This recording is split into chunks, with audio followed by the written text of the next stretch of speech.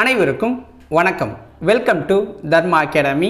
இன்றைக்கி நாம் இந்த வீடியோவில் பார்க்க போகிறது வினை மரபு தொடர்களை பற்றி பார்க்க போகிறோம். ஆல்ரெடி மரபு தொடர்களில் ஒலி மரபு தொடரை பற்றி வீடியோ பதிவு கொடுத்துருக்கோம். அதை பார்க்கல அப்படின்னா நம்ம சேனலோட பிளேலிஸ்ட்டில் போய் செக் பண்ணி பாருங்கள். ஓகேவா? இன்றைக்கி நம்ம வினை மரபு தொடர்களாக பார்க்க போகிறோம். ஸோ இந்த கலெக்ஷன்ஸ் வந்து 6th-லேருந்து 12th வரைக்கும் உள்ள நியூ புக் மற்றும் ஓல்டு புக்கை கம்பைன் பண்ணி ஒரே வீடியோ பதிவாக கொடுத்துருக்கோம். அதனால் வீடியோவை ஸ்கிப் பண்ணாமல் ஃபுல்லாக பாருங்கள். ப்ளஸ் ப்ரீவியஸ் இயரில் கேட்ட கொஷினையும் இதில் ஆட் பண்ணியிருக்கோம். ஓகேவா? அதனால் வீடியோ ஃபுல்லாக பார்த்துட்டு கடைசியாக கமெண்ட்ஸ் பண்ணுங்கள் வீடியோ எப்படி இருந்துச்சு அப்படின்னு. வாங்க இன்னைக்கு வீடியோக்குள்ளே போகலாம். ஸோ ஃபஸ்ட்டு நிறைய கொடுத்துருக்கோம். ஓகேவா? பால் அப்படின்னா அதோட வினை மரபு தொடர் வந்து பால் குடி அப்படின்னு தான் நம்ம சொல்லுவோம். ஓகேங்களா? சோர் உண் அப்படின்னு சொல்லுவோம். அப்பம் தின் அப்படின்னு சொல்லுவோம். ஓகேங்களா? உணவு உண், காய்கறி அரி, இலை பரி, கலை பரி, பாட்டு பாடு அப்படின்னு வரும். ஓகேங்களா? முறுக்கு தின், நூல் எழுது, அடுப்பு மூட்டு, சந்தனம் பூசு, நெல் தூற்று, மலர் கொய். ஓகேங்களா? மலர் பரி அப்படிங்கிறத கொய் அப்படின்னு சொல்லுவாங்க.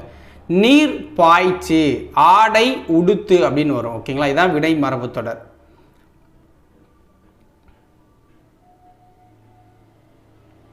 கிளை ஒடி, கிளையை ஒடி, மரம் வெட்டு, கல் உடை, மரக்கிளை முறி, மாலை தொடு, பூச்சூடு, நார் கிழி, படம் வரை, கட்டுரை எழுது, தீ மூட்டு, விளக்கேற்று, அம்பை எய், ஆடை நெய், உமி கருக்கு, ஓவியம் புனை, சுவர் எழுப்பு, கூடை முடை, விதையை விதை, நாற்று நடு, எண்ணெய் தேய், ஏர் உழு. ஓகேங்களா?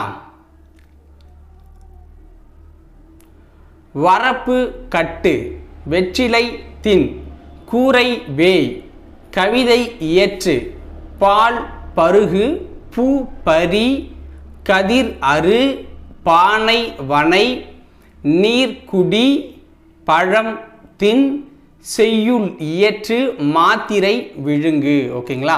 ஸோ இதுதான் 6th-லேருந்து 12th வரைக்கும் இருக்கிற புக்ஸில் இருக்கிற வினை மரபு தொடர்கள். ஸோ இதை பார்த்தாலே போதும், எந்த கொஷின் கேட்டாலும் ஆன்சர் பண்ணலாம்.